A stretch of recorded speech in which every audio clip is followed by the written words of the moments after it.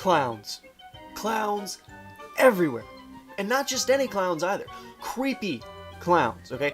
All across America, the number of creepy clown sightings have skyrocketed in the last 6 months. Okay, these creepy clowns have started a social media trend based on the fear of kidnappings and murders by clowns. But the truth of the matter is, it's not true. It's all fake, a myth. There are no substantial facts to back any of this stuff up. I mean, the fear of clowns in today's society, it's simply a trend, and it is based entirely off of capitalizing on the folklore and the unease that surrounds clowns throughout history. The real issue here is the negative effects that this new trend on social media has, and how it is affecting the psyche of society as a whole.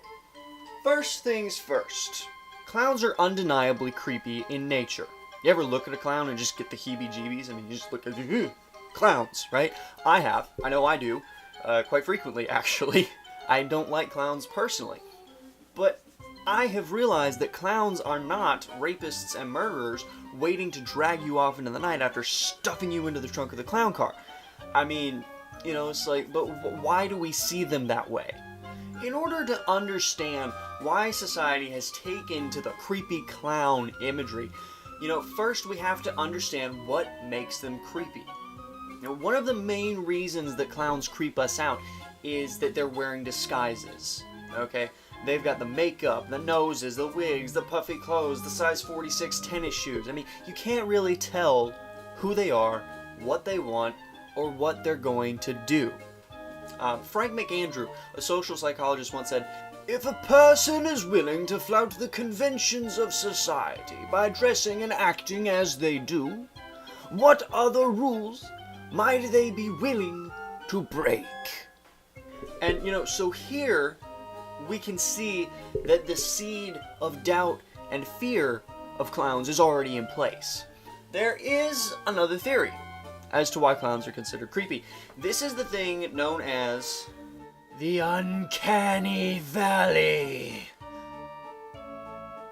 Now, this is just a term used to describe when something is uncannily human, but it's not human, or they are human, but they don't look human. And this is where clowns fall into the equation, because we know that clowns are human, but they've distorted that image with the makeup and stuff, and so they end up falling into that uncomfortableness and the fear that is associated with the uncanny valley. One of the problems, however, with the uncanny valley theory is that clowns haven't always been creepy. I mean, people haven't loathed them before. I mean, clowns have been around for thousands of years, and when I say thousands, I mean in ancient Egypt and medieval times, the royal courts had jesters.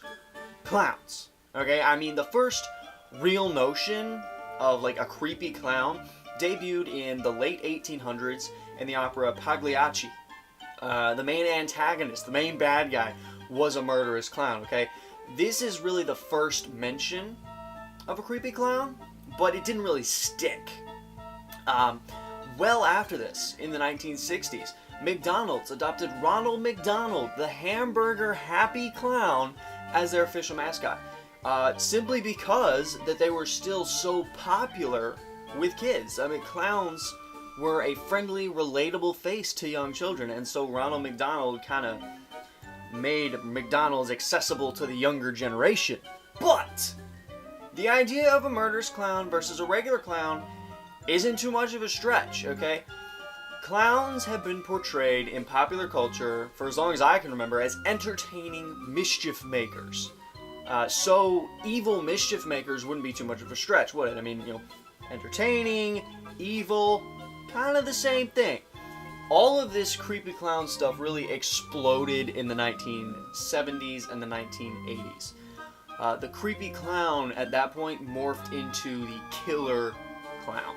Now, in the 1970s, John Wayne Gacy was arrested, sentenced to death, and executed for raping and murdering at least 33 teens and young men in Illinois.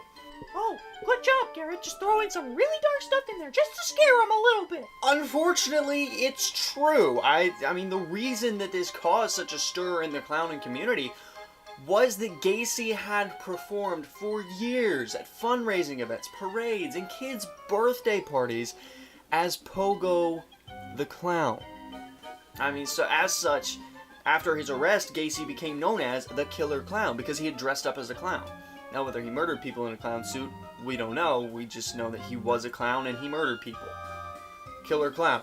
So, if you had some guy that had dressed up as a clown that was then arrested for murdering children, would you really trust clowns? Because I wouldn't. And neither did anyone else. And all of this fear in the 70s was made even worse in the 80s, specifically 1986, by the release of Stephen King's best-selling novel, It. You know, the book about the killer clown alien that ate kids. Yeah, that one. Then, the reports started coming in. Clowns trying to lure kids into the woods. You know, most of these claims were hoaxes, they were pranks, they were rumors, but the stories continued. The cops never found any clowns, but the stories of the clowns continued. That's really where this whole killer clown thing got its root. And this year has seen a return of the killer clowns all over social media. Now, in the 1980s, the internet wasn't around. I mean, I know it's hard for my generation to imagine, but all the older people out there know what I mean. Oh boy. Back then, news was spread by word of mouth. Radio and television didn't have as far a reach into the population, but nowadays everyone has social media. Twitter, Facebook, Snapchat, Tumblr, Instagram, Pinterest, MySpace. The list goes on and on. And it's all available at the touch of a finger. Smartphones. People have access to social media all the time now, and this has allowed the killer clown myth to spread like wildfire. And it's just fed by the retweets and the shares. It's also great for advertising companies. What's hot right now, Jim? Killer clowns. Do it.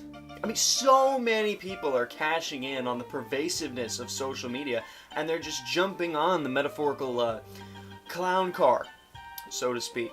Now, all of this still doesn't answer why creepy clowns are so popular, and why are they creepy.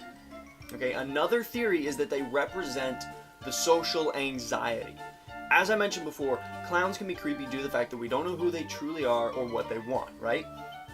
So the fears of society as a whole, they tend to wiggle their way to the surface of social media, kind of like that dead body you buried in the backyard that just keeps coming up. You have to keep reburying them. It's kind of like that. It comes out every few years, and you just got to get rid of it again.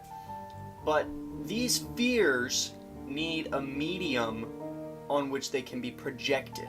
Okay, so apparently society was like, hey, let's take clowns and mess them up. They're already kind of creepy, so let's make them super creepy. Okay? Okay. So clowns got distorted to represent our worst fears.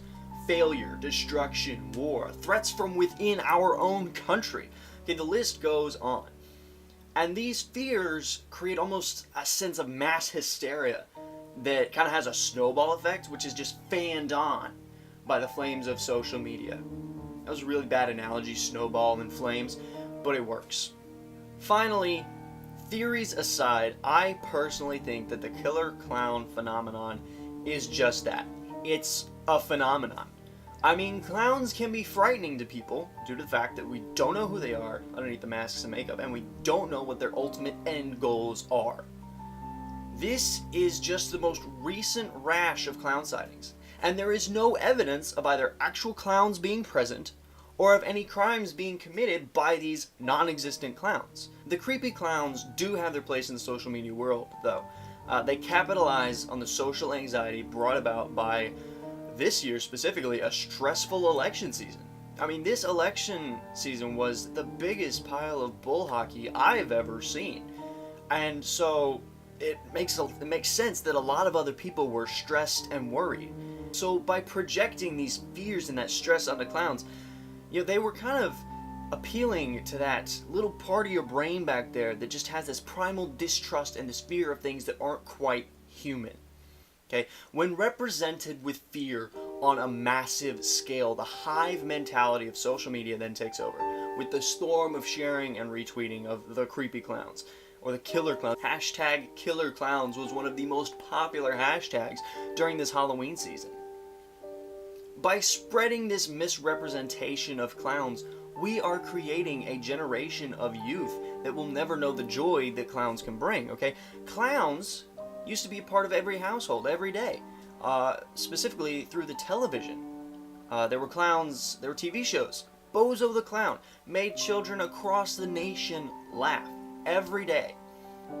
But now, these clowns' image have been distorted and, we've created the new and dangerous notion of evil clowns waiting to kill you. Okay, this not only damages the psyche of the young generation as a whole, but it also puts a lot of people who have chosen the art of clowning as their profession in a tough situation. If people are afraid of clowns, okay, tens of thousands of people will be out of jobs because nobody's going to want a clown at their kid's birthday party because clowns are creepy. Hey Johnny, do you want a clown at your party? No, I hate clowns. It's like we have taken what was once an innocent representation of happiness and joy, and we have overreacted to it. And we've projected all of our social anxiety, all of our fears onto these clowns, and it kind of sucks. So yeah, clowns are innocent. Stop it with all this creepy clown stuff. Jeez.